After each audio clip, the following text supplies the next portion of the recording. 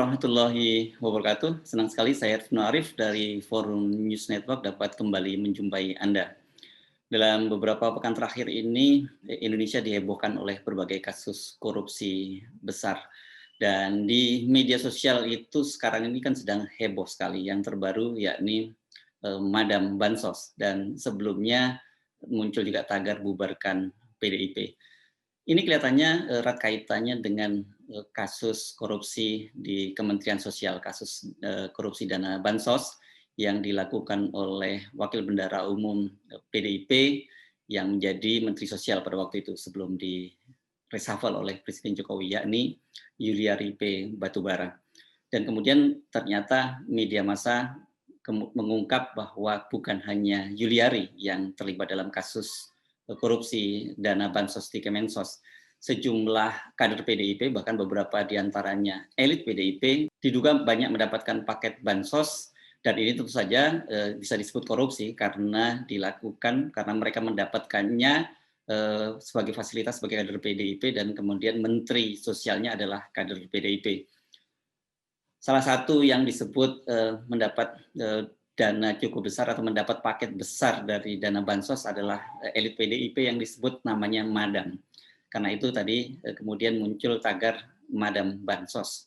Sebenarnya bukan hanya PDIP yang terlibat dalam kasus korupsi ini. Sebelumnya, sebelum kasus Yuliari ini meledak, seorang kader dari Gerindra yang menjadi Menteri Kelautan, yakni Edi Prabowo, juga ditangkap tangan oleh KPK karena terlibat kasus korupsi. Dia menerima suap dalam ekspor atau izin ekspor benur atau benih udang ini.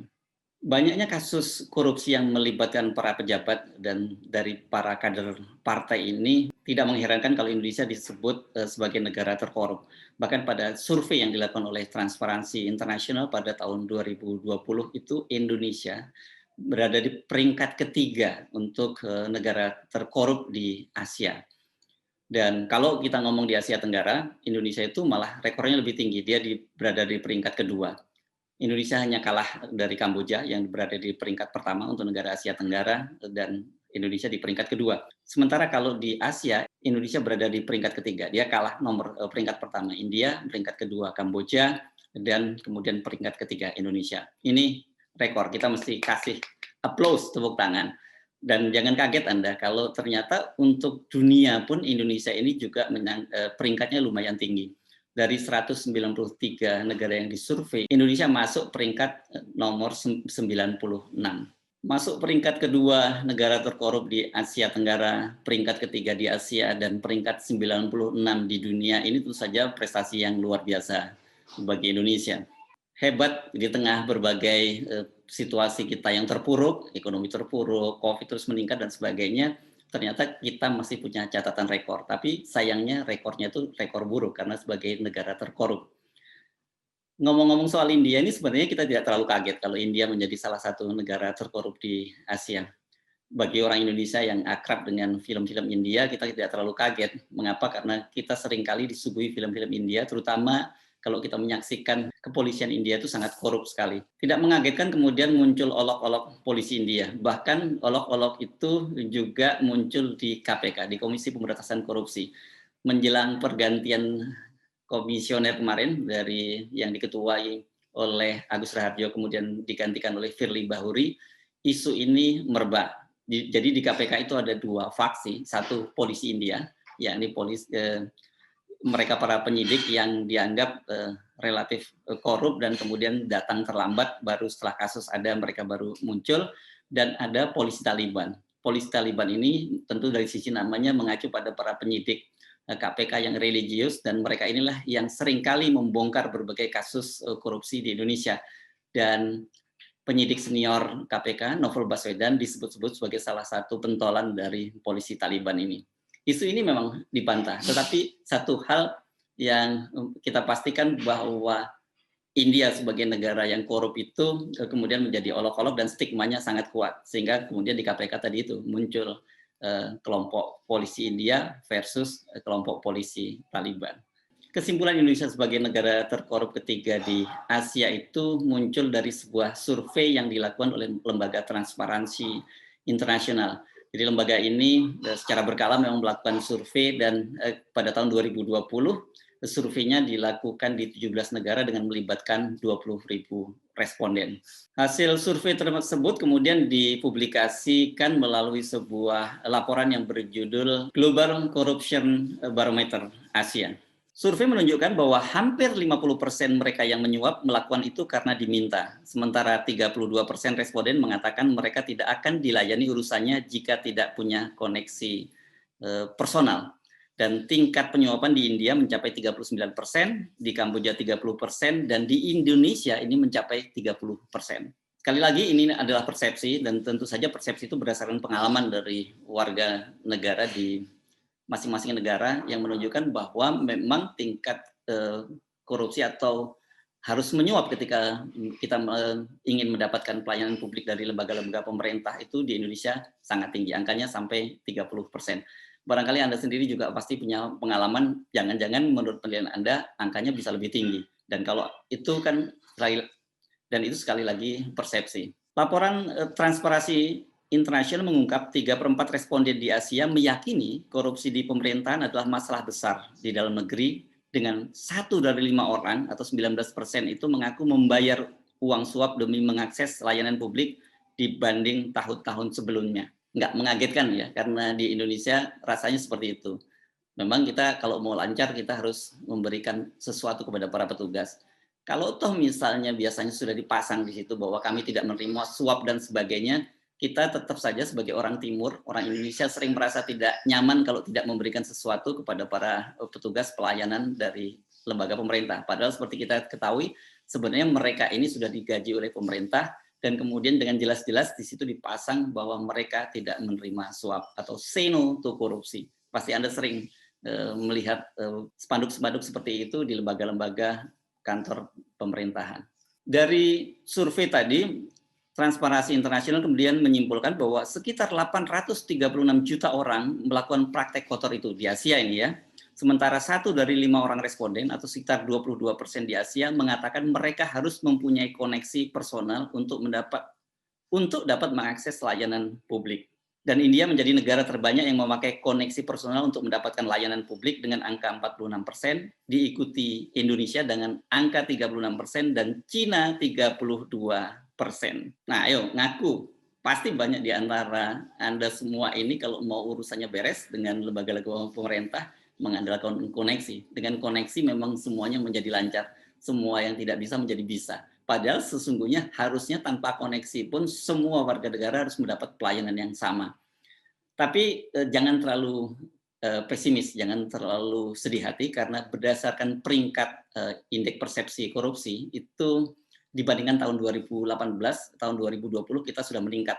Artinya angkanya itu semakin rendah. Jadi sebelumnya di peringkat ke-30, sebelumnya angkanya 38, sekarang menjadi 40. Ini skalanya 0 sampai 100. 0 sampai 100 itu menunjukkan peringkatnya. Jadi 0 itu negara paling korup, sementara 100 itu negara paling bersih. Dan di negara tetangga kita, Singapura juga kemudian Swiss masuk dalam kelompok negara-negara yang paling bersih dari korupsi. Sementara kita pada tahun 2018 angka persepsi korupsinya itu 38, pada tahun 2020 naik menjadi 40. Artinya indeks persepsi korupsi kita meningkat kedua dari 38 menjadi 40. Lantas lembaga mana di Indonesia ini yang dianggap paling korup? Ini juga survei dilakukan oleh Lembaga Transparansi Internasional, tapi ini perwakilan Indonesia. Nggak perlu kaget karena ternyata yang disebut lembaga paling korup saat ini dalam persepsi publik adalah DPR. Ini kok relasinya jelas gitu ya. Banyak sekali kader-kader partai politik yang ada di pemerintahan menjadi koruptor dan kemudian lembaga DPR dianggap paling korup. Lembaga mana yang kemudian peringkat berikutnya? Justru yang muncul adalah pemerintahan daerah, terutama di kabupaten ini dianggap paling korup, dan kemudian pemerintahan desa. Anda mungkin juga sering berurusan dengan pemerintahan desa dan harus membayar sesuatu atau Anda punya koneksi di pemerintahan desa. Dan berikutnya setelah pemerintahan desa itu muncul juga pemerintahan kota, dan jangan lupa kemudian di situ muncul juga lembaga penegak hukum, termasuk polisi, jaksa, dan hakim. Ini mereka masuk dalam lembaga-lembaga yang terkorup di Indonesia. Berdasarkan survei dari Transparansi Internasional Indonesia itu bahwa selain DPR itu pejabat pemerintah daerah dengan presentasi 48% korupsinya, pejabat pemerintahan 45%, polisi 33%, pebisnis, ini menarik juga, pebisnis juga tinggi angkanya 25%, hakim pengadilan 24%, kemudian presiden menteri 20%, LSM, ini coba Anda perhatikan, LSM itu 19%, bankir 17%, TNI 8%, dan pemuka agama 7%. Jadi kelihatannya korupsi sudah mulai merambah kemana-mana, bukan hanya mereka yang berada di pemerintahan, bahkan tadi disebut LSM dan juga pemuka agama. Ini memang betul-betul luar biasa. Jadi tidak perlu heran kalau kemudian negara kita disebut negara terkorup nomor 3 di Asia dan nomor 2 di Asia Tenggara. Bagaimana dengan temuan kasusnya? Ini data yang saya ambil dari Indonesian Corruption Watch. Ini ternyata juga paralel karena pemerintahan kabupaten itu temuan kasusnya terbesar. Dan kemudian juga data-data di KPK juga mengungkapkan bahwa banyak sekali kader-kader partai politik yang menjadi kepala daerah ini kan tersangkut dalam kasus korupsi. Dan lagi-lagi kalau data yang muncul, PDIP memang berada di peringkat pertama. Di luar pemerintahan daerah, pemerintah kabupaten, angkanya signifikan. Munculnya juga di lembaga-lembaga penegak hukum, mulai dari polisi, pengadilan, juga kejaksaan. Dengan fakta-fakta semacam itu, kemudian tidak kaget kalau sekarang ini di publik muncul tuntutan yang sangat keras agar pemerintah, agar terutama dalam hal ini KPK bertindak lebih keras dan tegas mengatasi kasus korupsi. Berkali-kali muncul unjuk rasa ke KPK dan mereka menuntut agar mantan Mensos Juliari P. Batubara dihukum mati. Karena sekarang sedang musim vaksin, mereka juga minta agar Juliari divaksin mati saja. Ini sebenarnya menunjukkan tingkat kekesalan masyarakat yang luar biasa. Dan angka-angka tadi mulai dari persepsi berdasarkan survei, kemudian temuan-temuan korupsi makin menegaskan bahwa memang kekesalan dari masyarakat, kekesalan dari komponen civil society di Indonesia ini sangat mudah dipahami. Jadi pemerintah kita minta, terutama KPK, jangan main-main, jangan kemudian menyatakan bahwa korupsi bansos atau korupsi COVID itu bisa dihukum mati, tapi kemudian ketika yang terlibat adalah kader dari partai penguasa, tuntutan hukumnya sangat ringan. Ini lagi-lagi adalah salah satu bentuk ketidakadilan yang menimbulkan tingkat kepercayaan publik terhadap pemerintah akan semakin terus merosot. Kuncinya seperti pernah dikatakan oleh Menko Polhukam Mahfud MD ketika menyampaikan ceramah di Surabaya bahwa keadilan, sebab keadilan adalah salah satu pondasi atau tiang negara. Ketika keadilan tidak ditegakkan, maka negara itu bisa roboh. Saya hanya mengutip pernyataan dari Menko Polhukam Mahfud MD. Saya Arsman Arif, sampai jumpa. Assalamualaikum warahmatullahi wabarakatuh.